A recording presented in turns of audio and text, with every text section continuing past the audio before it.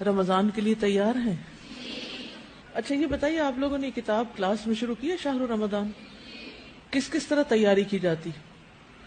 Planning کرنی ہے اور کیا کرنا ہے؟ گھر کی صفائی کرنی ہے، اور اس لیے میں ریکمینڈ کروں گی کہ سسٹمیٹیکلی سوچنے کے لیے آپ اس کتاب کا مطالعہ خود بھی کریں اور دوسروں کو بھی ساتھ شریک کریں۔ رمضان کی تیاری کا بہت اہم حصہ یہ ہے کہ ہم چاند دیکھنے کی تیاری کریں، کیونکہ نبی صلی اللہ علیہ وسلم نے فرمایا ہے جب تم رمضان کا چاند دیکھو تو روزہ رکھو، اور جب شوال کا چاند دیکھو تو روزہ افطار کرو، اور اگر مطلع ابر آلود ہو تو 30 روزے پورے کر لو۔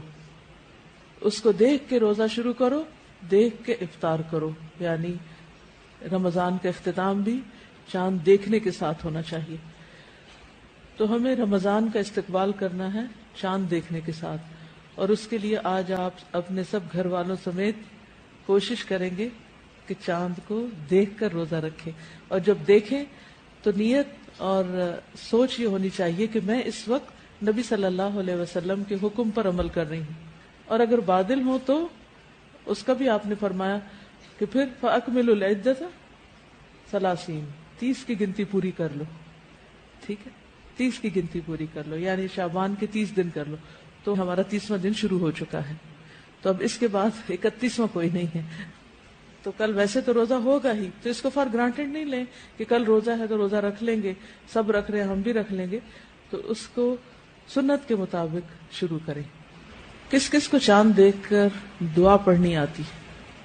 الحمدللہ سب نے زبانی یاد کر لی۔ جنہوں نے یاد نہیں کی وہ کتاب ساتھ رکھے، اور جس وقت چاند دیکھے تو ایک نظر نیچے دیکھے، ایک اوپر دیکھیں، نیچے دیکھیں، اور دعا پڑھ لیں۔ اللہم اہللہ علینا بالیمن والایمان والسلامتی والاسلام ربی وربک اللہ۔ یا اللہ ہم پر یہ چاند امن، ایمان، سلامتی اور اسلام کے ساتھ طلوع فرما۔ اے چاند میرا اور تیرا رب اللہ ہے۔ یعنی ہمارے اور چاند کے بیچ میں ایک چیز کامن ہے کہ دونوں کا رب اللہ ہے، یعنی چاند ہمارا رب نہیں، کیونکہ کچھ قومیں چاند، ستارے، سورج ان چیزوں کو پوجتی ہیں، تو ہم ان کو نہیں پوجتے۔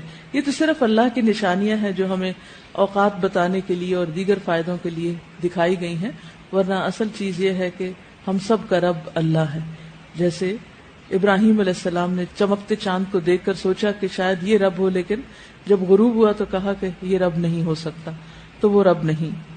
دوسری دعا ہے اللہ اکبر اللہم اہلہ علینا بالامن والایمان والسلامت والاسلام والتوفیق لما تحب وترضى ربنا وربک اللہ۔ اللہ سب سے بڑا ہے، اے اللہ یہ چاند ہم پر امن، ایمان، سلامتی اور اسلام کے ساتھ طلوع فرما، اور اس چیز کی توفیق کے ساتھ جس کو تو پسند کرتا ہے، یعنی ہمیں اس مہینے میں ایسے کام کرنے کی توفیق دے، اور نہ صرف یہ کہ اس مہینے میں بلکہ سال کے ہر مہینے میں، کہ جس سے اللہ سبحانہ وتعالی راضی ہو جائے۔ ہمارا اور تیرا رب اللہ ہے، تو اللہ کرے ہمارا یہ رمضان گزشتہ تمام رمضانوں سے بہت ہی بہترین ہو۔